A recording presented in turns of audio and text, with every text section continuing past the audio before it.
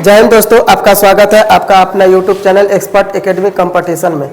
जैसा कि आप लोग को पता है कि हम लोग पढ़ रहे थे पिछला क्लास में पूर्वोत्तर भारत यानी 7 सिस्टर के बारे में पढ़ रहे थे, जिसमें अरुणाचल प्रदेश, नागालैंड और मणिपुर के बारे में पढ़ चुके थे। आज हम लोग शुरू करेंगे मिजोरम के बारे में। ठीक है, पढ़ेंगे मिजोरम में। देखिए, मिजोरम के सबसे पहले तो देखा जाए इसकी सीमा किससे लगता है। यहाँ देखिए, इधर से अगर देखा जाए, ये देखिए सीमा, ये किससे लगा रहा है अपना सीमा। देखिए लिखा है बांग्लादेश, किससे? बांग्लादेश। अगर इधर से देखा जाए तो किससे? म्यांमार से, यानी 2 देशों से। किससे? 2 देशों से सीमा लगाता है मिजोरम, बांग्लादेश और म्यांमार।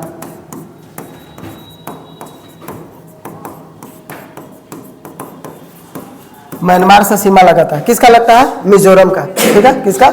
मिजोरम का। इसकी राजधानी कहाँ है? आइजोल। कहाँ है? आइजोल। अब इसे क्या बोला जाता है? यहाँ बांस की खेती काफी होता है, इसलिए इसे क्या बोला जाता है? Bamboo queen. क्या बोला जाता है? बम्बू क्वीन, यानी बांस की रानी। क्या बोलते हैं इसे? बांस की रानी के नाम से जाना जाता है। अगर देखा जाए, आप अपने एटलस में देखिए, पूर्वोत्तर भारत में, पूर्वोत्तर भारत में बोलेगा सबसे दक्षिणी राज्य कौन है? ध्यान से देखिए, सबसे नीचे यही लटकल होगा। सबसे नीचे लटका हुआ कौन है? मिजोरम। पूर्वोत्तर भारत में ध्यान से देखिएगा तो सबसे नीचे लटका हुआ कौन दिखाई देगा?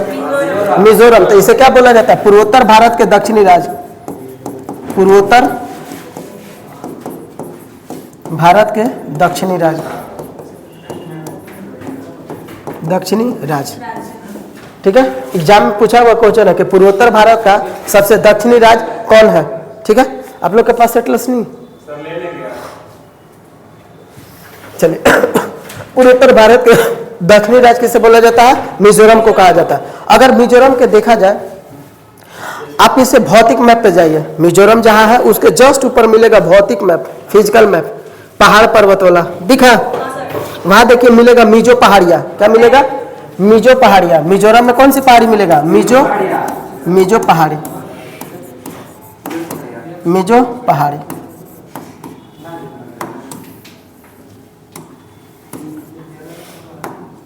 मिजो पहाड़ी। आप ध्यान से देखिए, इस नाम से तो क्लियर है कि मिजो पहाड़ी है तो मिजोरम में होगा, नाम से नहीं क्लियर। लेकिन आपको याद रखना है कि इसकी सबसे ऊंची चोटी, ध्यान से देखिए, लिखा होगा नीला पर्वत। नीला पर्वत, इसकी ऊंची चोटी, इसकी ऊंची चोटी, नाम क्या बाबू? नीला पर्वत।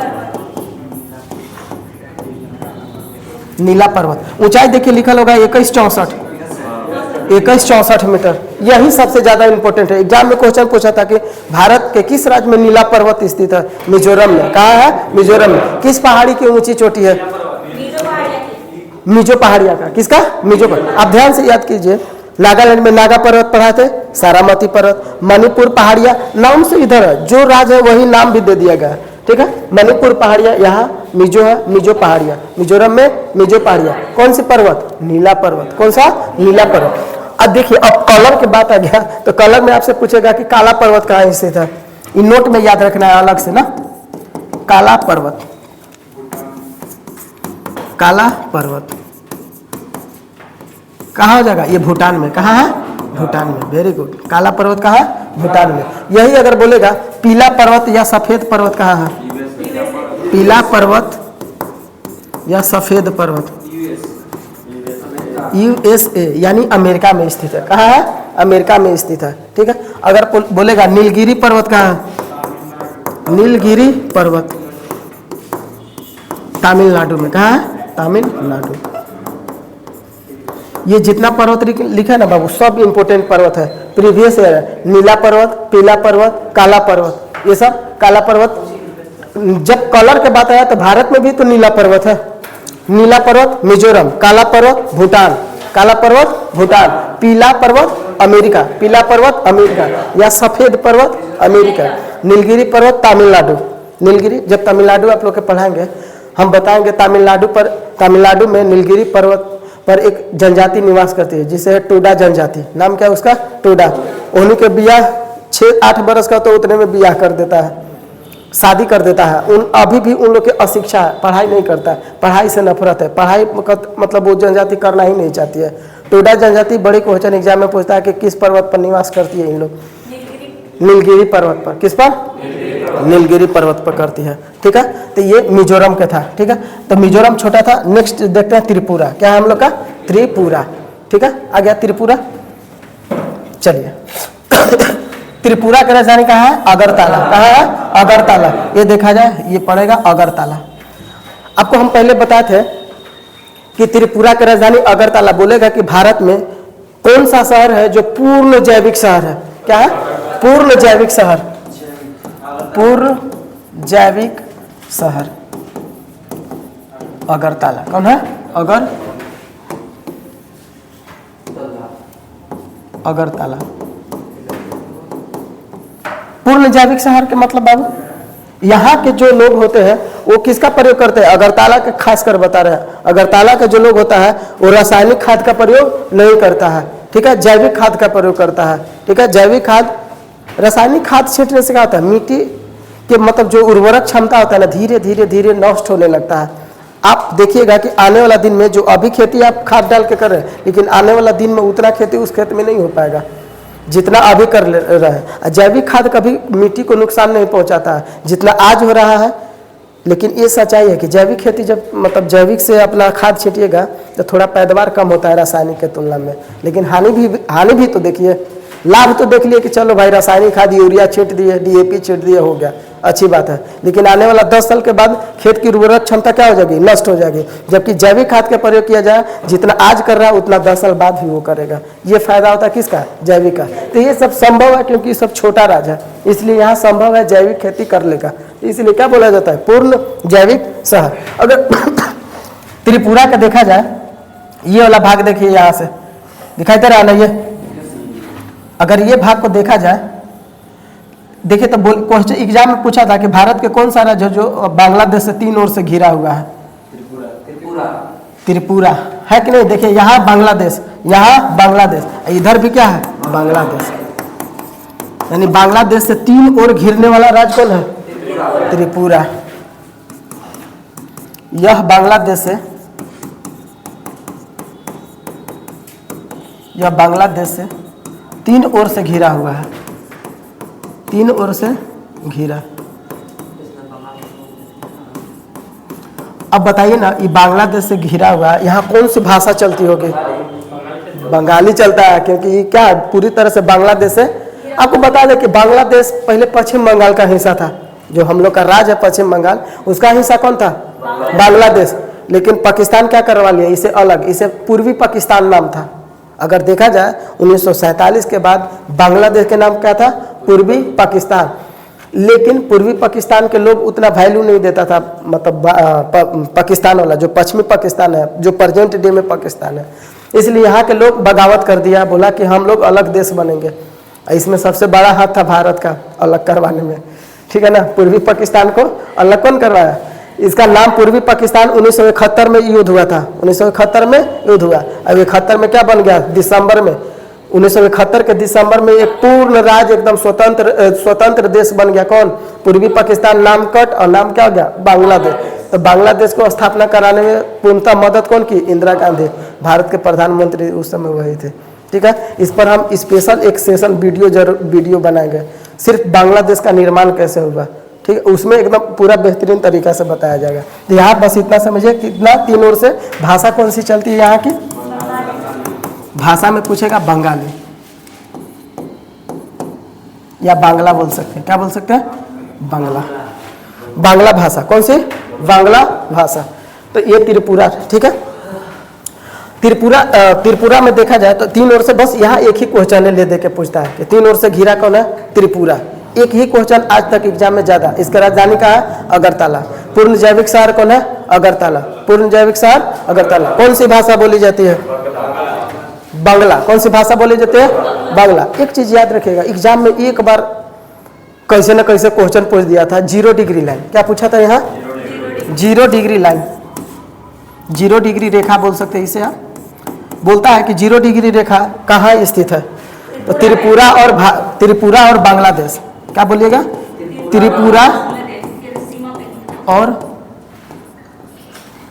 त्रिपुरा और बांग्लादेश के सीमा पर।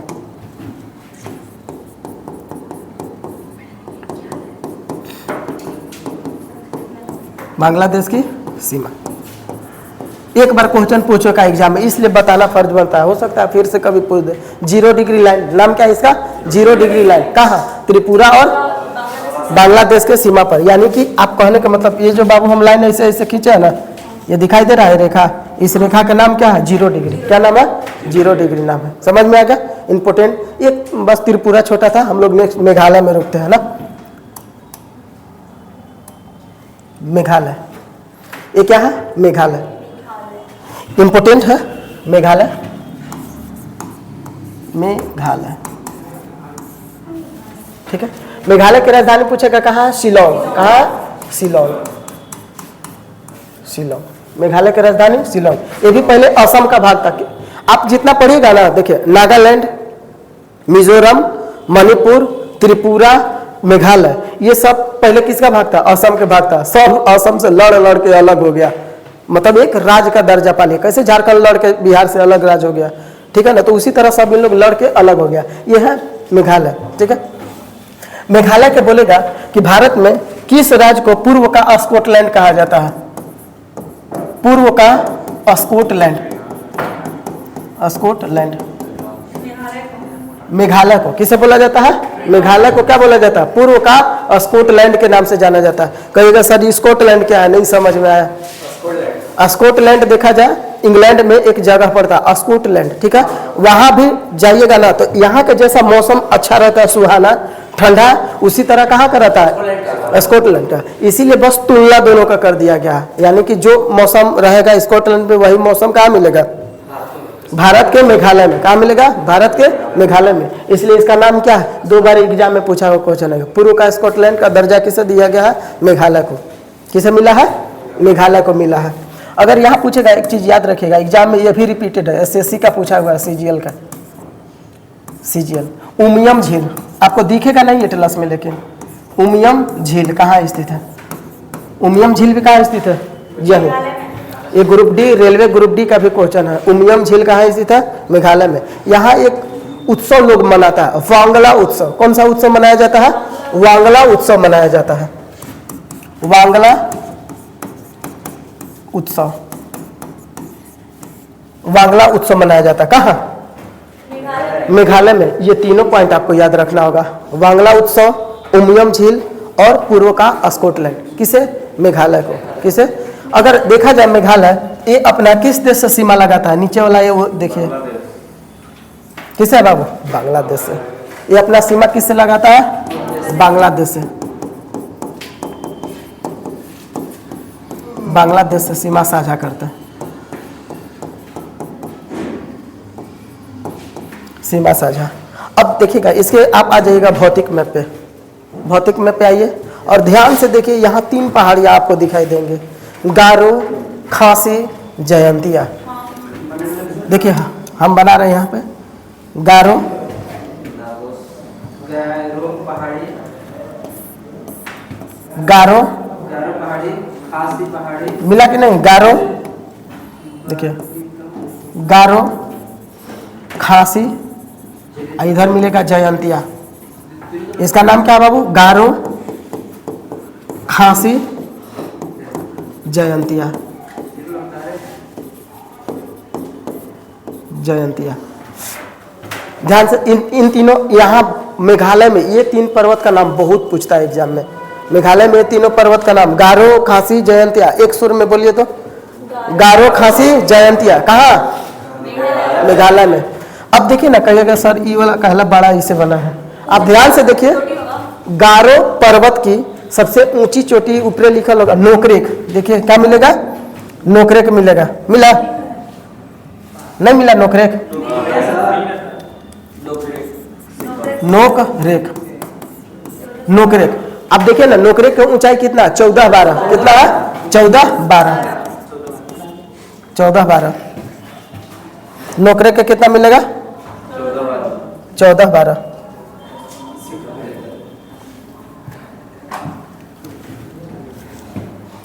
मिला कि नहीं? 14-12 मिल गया। 14-12 यानी आपसे कभी भी जियोग्राफी में पूछेगा तो ऊंचाई किस में होगा, मीटर में, और लंबाई किस में होगा, किलोमीटर में। याद रखिए इस बात को। अगर हम मीटर नहीं भी लिखे तो आपको क्या समझना है, मीटर ही, वैसे हम लिख देते हैं क्या है, मीटर में। इतना याद हुआ। गारो की सबसे ऊंची चोटी का नाम नोकरेक, नाम क्या है, नोकरेक। क्या नाम है, नोकरेक। अगर पूछेगा इसकी ऊंचाई 14-12, कितना, 14-12 मीटर में। अब देखिए गारो, इसकी ऊंची चोटी, इसकी ऊंची चोटी, ये कलर दिख रहा है ना। गारो पर्वत की ऊंची चोटी कौन होगा, नोक रेख। नाम क्या है, नोक रेख। नोक रेख का ऊंचाई बोलिए,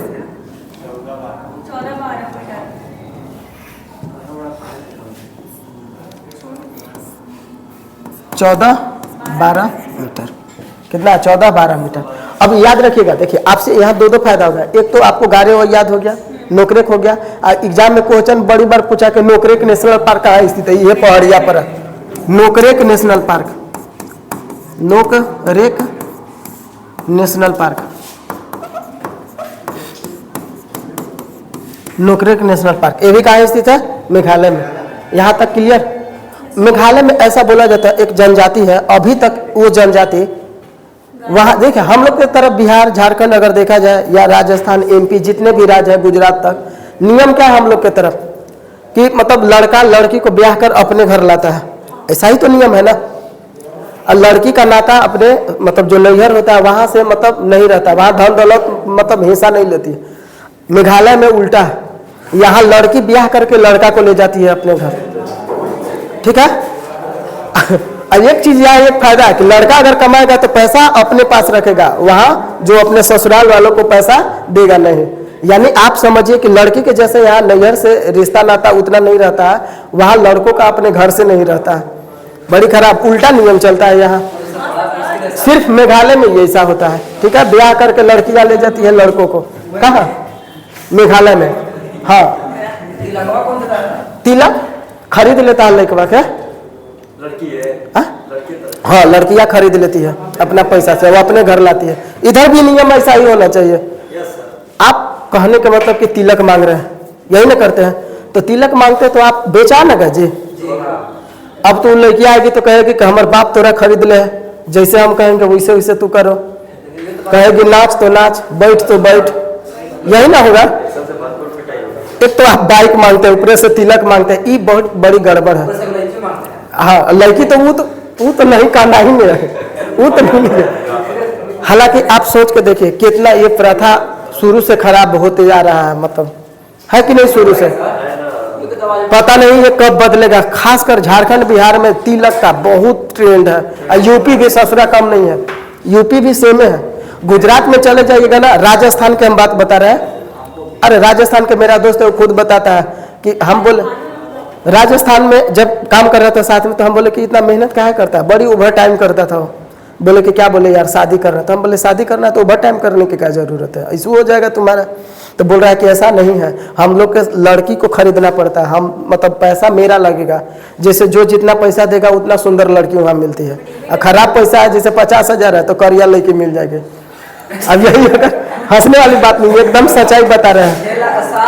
अगर बढ़िया, वो बोल रहा था कि हाँ मतलब लड़की देख चुका था, ठीक है, मतलब रिश्ता चल चुका था, सिर्फ इसे पैसा भरना था, तो इसलिए इतना मेहनत कर रहा था। 3.5 लाख में लड़की खरीदा था, 3.5 लाख तिलक दिया था। इधर नियम आ जा, ससुरा मनाएगा कि हमारी लड़की है गोर गोर बढ़िया हो। झारखंड बिहार में होगा तो नहीं मनाएगा कि लड़की है खाली हो, समझ में आना चाहिए। तो हालांकि देखा जाए ना, सच में अगर पढ़े लिखे के अभी भी जनसंख्या कम है, इसीलिए तिलक कितना चल रहा है। तिलक मायने नहीं रखना। आप सोचिए बेटी होती है, पोस पाल के उसे 20-25 बरस की उम्र तक रखती है, आपको सौंप देते हैं। मतलब वो का कम है कि ऊपर से पैसा मांगते हैं। इसीलिए लोग मनाता है कि हमारी बेटी ना जन्म ले गाँव में, और कारण कुछ नहीं है। खैर छोड़िए, एक को कहने से सिर्फ नहीं बदलेगा, ये सबको सोच अपना रखना पड़ेगा। आगे मिलेगा ये गारो पहाड़ी है, उसके बगल में मिलेगा खांसी। क्या मिलेगा, खांसी मिलेगा, खांसी पहाड़ी, खांसी पर्वत। आप ध्यान से देखिए, खांसी पर्वत जहाँ है उसमें बहुत राजनीतिक मैप पे चले जाइए, यहाँ पे क्या क्या स्थित है। सबसे पहले इसकी राजधानी जो है शिलोंग इसी पर स्थित है, शिलोंग इसी पर स्थित है। क्या है? शिलोंग, शिलोंग, हाँ शिलोंग। इसकी राजधानी शिलोंग कहाँ स्थित है? एग्जाम में क्वेश्चन पूछा है, राजधानी इसकी शिलोंग किस पर्वत पर स्थित है? खासी पर्वत। किस पर स्थित है? खासी पर्वत। यहाँ पे एक हैप्पी वैली पाया जाता है, हैप्पी वैली, हैप्पी वैली आप कौन दिखाएंगे? हैप्पी वैली क्या है? समझिए चारों तरफ से पहाड़ है, क्या है? इधर से भी पहाड़, इधर से पहाड़, और नीचवा एकदम समझिए मेला ठेला सब चीज बढ़िया से लगल है, ठीक है। लोग यहाँ घूमने जाता है, इसीलिए इसका नाम क्या रखा गया? Happy valley. क्या नाम है? Happy valley. मन खुश हो जाएगा एकदम घूम के। हैप्पी वैली आपको लास्ट में दिखाएंगे, हैप्पी वैली ना, हैप्पी वैली। ये भी कहाँ स्थित है? हैप्पी वैली अमीर, जैसे हैप्पी वैली लोग घूमने जाता है ना, तो वहाँ भी अलग अलग तरीका है। जैसे बताए थे ना, वैष्णो धाम घूमने जाइएगा तो किसी कोई गधा पे बैठ के जाता है, तो कोई खच्चर पे बैठ के जाएगा, तो कोई पैदले जाएगा। यहाँ भी वही है, आपको तो नीचे उतरना है। वैष्णो धाम में क्या करते थे हम लोग? ऊपर जाते थे, 1000 से प्लस सीढ़ियाँ रहती थी। और यहाँ क्या होता है? नीचे जाना रहता है। तो आराम से हेलीकॉप्टर से भी जा सकते हैं, हेलीकॉप्टर व्यवस्था रहता है, या खचरा पे बैठ के जाइए, खचरवा उतार देगा आराम से, या तो अपन पैर से नहीं गिराएगा, उसको पकड़ के एक आदमी ले जाता है। कहने का मतलब खचरा के पैर दर्द करेगा, जो खच्चर है, और जो आदमी ले जा रहा है वो दर्द करेगा, लेकिन आपका नहीं करेगा। क्यों? क्योंकि आप पैसा लगा है, इसलिए नहीं दर्द कर रहा है। तो हैप्पी वैली घूमने वाला जगह है, शिलोंग भी क्या है? घूमने वाला जगह है, ये दोनों। और इस पर स्थित है मानसीराम। क्या स्थित है? मानसिन राम, मानसिन राम, मानसिन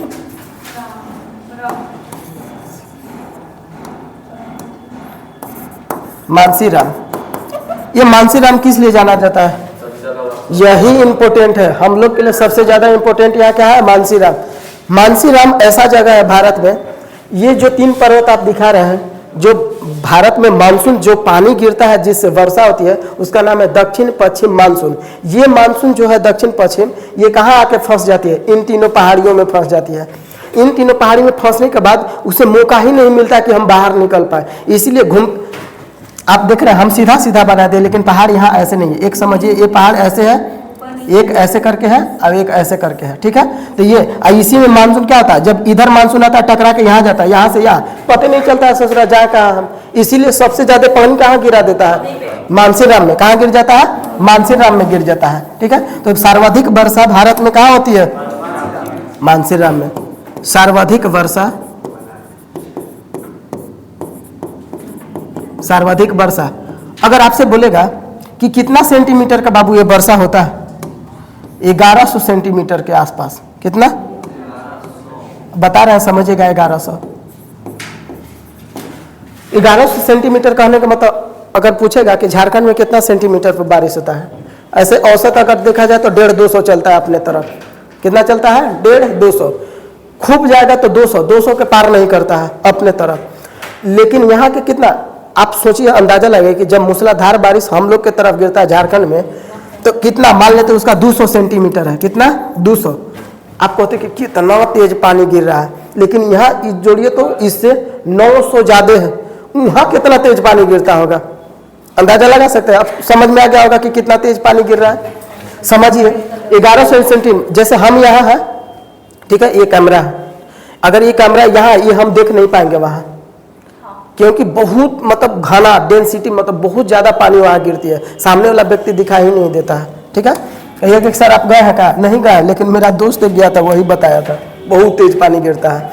मानसीराम में जाइएगा ना, एक मानसीराम में तो फिलहाल में ज्यादा पानी गिरता है, लेकिन इससे पहले चेरापूंजी था। कौन था? चेरापूंजी। चेरापूंजी भी कहाँ स्थित है? मेघालय, यानी कि इसी पे, खांसी पे। कहाँ? तो याद रखिएगा, ऐसे तो चेरापूंजी आपसे नहीं पूछेगा, अभी मानसीराम पूछेगा। चेरापूंजी और मानसीराम दोनों वर्षा के लिए जाना जाता है। खतरनाक, बहुत पानी गिरता है, बहुत तेज पानी गिरता है ये दोनों जगहों पे। तो आपको कौन कौन याद रखना है खांसी पे? शिलोंग राजधानी, हैप्पी वैली, मानसीराम और चेरापूंजी। कहाँ मिलेगा ये? सब मेघालय में, लेकिन पहाड़ी याद रखे, क्योंकि आपको पढ़ा तो इसीलिए रहने के ताकि याद रह सके, ठीक है। अब देखिए लास्ट में इधर आपको मिलेगा, ये देखिए जयंतिया पहाड़ी। कौन पहाड़ी है? जयंतिया पहाड़ी है, जयंतिया, जयंतिया पहाड़ी या पर्वत। जयंतिया पर्वत किस लिए जाना जाता है? कोयला के लिए। यहाँ कोयला का खनन काफी मात्रा में होता है जयंतिया पर। किसका खनन होता है? कोयला का,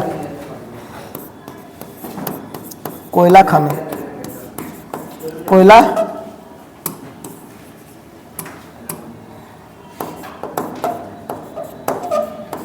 कोयला खनन। यानी जयंतिया पहाड़ी किस लिए प्रसिद्ध है? कोयले के लिए। यहाँ से कोयला लोग निकालते हैं। तो ये तीनों पहाड़ी आपको याद होगा कि नहीं? गारो, खासी, जयंतिया। गारो की सबसे ऊंची चोटी नोकरेक। कौन जगह? नोकरेक। कितना ऊंचाई? 1412 मीटर, यानी 14-12 मीटर ऊंचाई हो गया इसका। ठीक है। अगर बोलेगा नोकरेक नेशनल पार्क कहाँ स्थित है? नोकरेक नेशनल पार्क कहाँ स्थित है? मेघालय में। कहाँ स्थित है? मेघालय में। इसी पर है, यानी गारो पे। कहाँ है? गारो पे। बताइए ना, गारो में जो जनजाति रहती है कौन सा उत्सव मनाती है? वांगला उत्सव। नाम क्या है? वांगला उत्सव। ये उत्सव मनाया जाता है। ठीक है। आपसे पूछेगा ना कि खासी जनजाति कहाँ रहती है? जाहिर सी बात है, ये जो आपको पहाड़ दिखाई दे रहा है ये जनजातियों के नाम है। आपसे पूछेगा नागा जनजाति कहाँ है? नागालैंड में। नागा जनजाति कहाँ? नागालैंड में। आपसे पूछेगा जयंतिया जनजाति कहाँ? आप समझिए ऐसा कि जो पहाड़ी रहता है उस पहाड़ी पे जो रहता है, हमको तो लगता है इंसान रहता है इसीलिए उसका नाम भी हो जाता है। जैसे गारो, मतलब ये पर्वत था, इस पर रहने लगी, इसीलिए उन लोग का भी नाम क्या हो गया? गारो जनजाति। क्या हो गया? गारो जनजाति, खासी जनजाति। ठीक है। इसमें से एक जनजाति है खासी नायर। क्या नाम है उसका? खासी नायर जनजाति। ये करती क्या है? मातृ सतात्मक है। जैसे समझिएगा, खासी जनजाति, नाम क्या है? खासी नायर। खासी नायर, खासी नायर जनजाति। ये मातृ सतात्मक है। मातृ सतात्मक, मातृ सतात्मक कहने का मतलब जैसे हम लोग जन्म लेते हैं, अगर कहीं कोई नाम पूछता था तो कोई मम्मी के नाम जल्दी बताता है, सबसे पहले पिता का नाम बताता है। यही नाम अपने तरफ होता है। हालांकि सब दुख कौन सही है जिंदगी भर? माँ। लेकिन नाम किसका हो जाता है? बाप का हो जाता है। लेकिन ये जनजाति वैसा नहीं है, धोखेबाज नहीं है। इन लोग मम्मी का नाम बताता है, इसलिए इसे क्या बोला जाता है? मातृ सतात्मक। जैसे आप समझिएगा, साउथ इंडिया में एक हीरोइन है जिसका नाम है कृति। नाम सुने हैं? साउथ इंडिया का, उसके नाम में पूरा नाम बता सकते हैं क्या है? कृति सुरेश नाम है। पूरा नाम क्या है उसका? कृति सुरेश। आप कहिएगा सर सुरेश कहाँ से आया? नहीं, पापा के नाम है सुरेश। तो उधर के नहीं बता रहे, हम बता रहे हैं कि लोग ऐसा चाहेंगे तो रख सकते हैं। जैसे कृति नाम था, उसको नहीं शौक था कि कृति कुमारी रखते, कृति सेठ ये रहता ठीक लगता है, लेकिन नाम क्या लिखा था? कृति सुरेश। यानी अपने बाप का नाम अपने साथ जोड़ ली। तो यहाँ के लोग क्या करता है? माँ का नाम अपने साथ जोड़ लेता है। जैसे ऐसे समझिए, जैसे इधर का कोई लड़का है, मान लेते हैं राहुल, मम्मी के नाम है पिंकी, तो नाम राहुल पिंकी रहेगा। सोचना उतना टेंशन हो जाएगा कि बिहावा के बाद हम कैसे नाम चेंज करेंगे फेसबुक पर। नहीं होता है ये ना टेंशन है। आजकल बियाह होगा ना, जैसे मान लीजिए कि लड़की का नाम है निशा, लड़का का नाम है रंजीत, ससुरा वो अपन नाम रंजीत कुमार होगा तो हटा के कर देगा निशा रंजीत। यही ना करता है। ऐसा ही होता है। तो अगर वह मम्मी के नाम रहेगा तो कैसे हटाएगा? अगर अपने तरफ रखेगा लोग मजाक बना देगा इसको। लेकिन ये जनजाति ठीक है, अपने माता का नाम आगे मतलब लेके जाती है। कौन सी जनजाति? खासी नायर जनजाति। खासी नायर जनजाति। ठीक है। अब इसमें कुछ कुछ हम लोग देख लेते हैं। आप लोग तब तक स्क्रीनशॉट कर लीजिए इसे।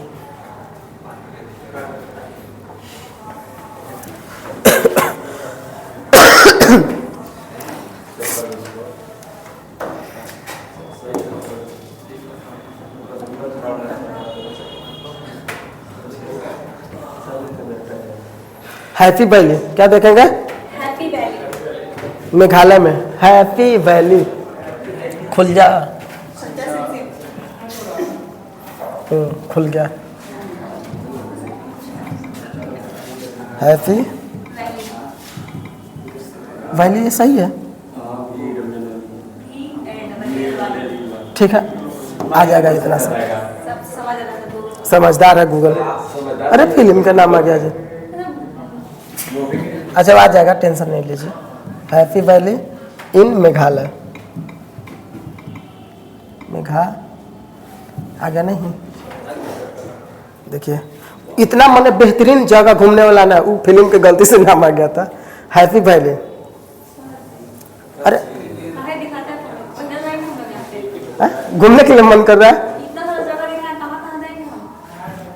यही तो फायदा है कि जब आप पढ़ रही हैं तो पढ़ने के दौरान नाम याद रखिए, ठीक है। और जब नौकरी होगा ना तो घूमने जाइए आराम से, वीकेंड पे एकदम। अरे मानते हैं कि नहीं जा पाइएगा, काम भी इंसान को है। जैसे मान लीजिए कि आपको घूमने के लिए मन है, जैसे आपको मान लीजिए कि हिमाचल टूर करना है, ठीक है। हिमाचल टूर मान लीजिए 6 महीना काम करके आए, अरे देता है ना, सरकारी नौकरी भी रहता है तो 10 दिन का छुट्टी देता है। वहाँ है ना, ओकरा से पहले ही टिकट बुक कर लीजिए आने जाने सबका, उतना दिन से घूम के आ जाइए। क्या कीजिएगा, पैसा रखे इतना। समझ में आया ना? इसका नाम क्या है? Happy valley. बहुत बेहतरीन है। मेन बात पहाड़ी एरिया है, धुंध कोहरा सब आपको देखने के लिए मिलेगा हैप्पी वैली में। कोहरा है जी, ये तो झरना है, ये झरना, ये बाकी कोहरा है। इतना ऊंचा है कि यहाँ कोहरा ही दिखाई देता है। उमियम झील, उमियम झील,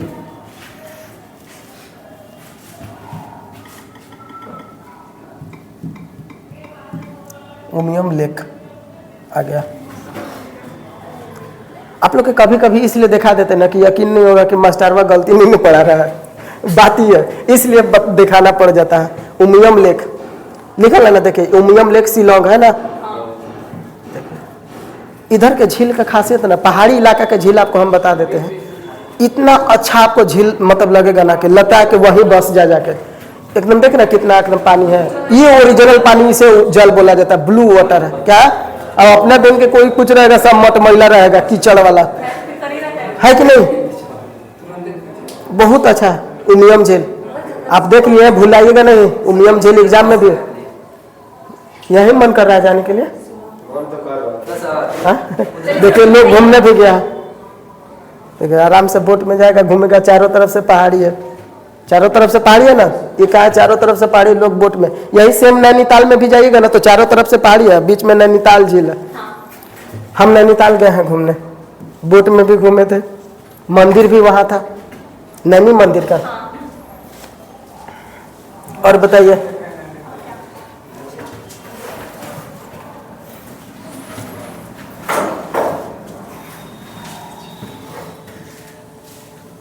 क्या सर्च होने लगा, वापस हो।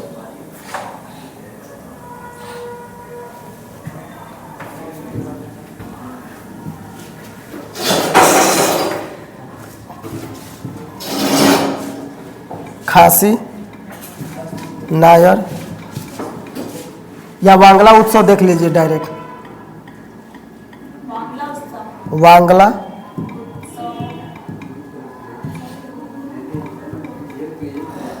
आ गया, वांगला उत्सव। देखिए जनजाति है तो बाबू कपड़ा पहन के मचेगा, जैसे जनजाति वैसे ना कपड़ा पहनेगा, जाहिर सी बात है। जनजाति को उन लोग के, हम लोग शर्ट पहन लेते हैं, जींस पहन लेते हैं, टाई कोट सब भी लगा। इन लोग को ये नहीं पता कि टाई कोट होता है कि नहीं होता है, क्या इन लोग पहनेगा, हर लेक अलग होता है। वांगला उत्सव ये कहाँ मनाया जाता है? मेघालय में। देखे ना, मेघालय फेस्टिवल। गारो कौन सी जनजाति मनाती है? गारो जनजाति। देखिए गारो डांस, गारो फेस्टिवल, ड्रम बजाता है, ठीक है, फोल्क डांस बोला जाता है इसे। कैसन कपड़ा पहन रहे हैं लोग, अरे कपड़ा अपना जींस उस खरीद लो। हाँ बांस में दोनों बार पहना कर ढोल पीट रहा है, वांगला उत्सव है, ठीक है ना। अरे बाबू जनजाति रहेंगे तो कैसा जनजाति, ऐसा ही नहीं रहेंगे। इनका नाम ही क्या है?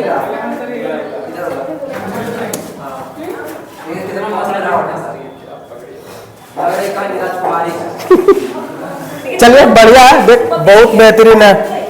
बड़ा सा ऐसा क्या टोपा खोपा पहन रखी है बहुत। चलिए ठीक है, आप लोग को अच्छा लगे चैनल को लाइक कीजिए, सब्सक्राइब कीजिए एंड शेयर कीजिए, ठीक है। जय हिंद।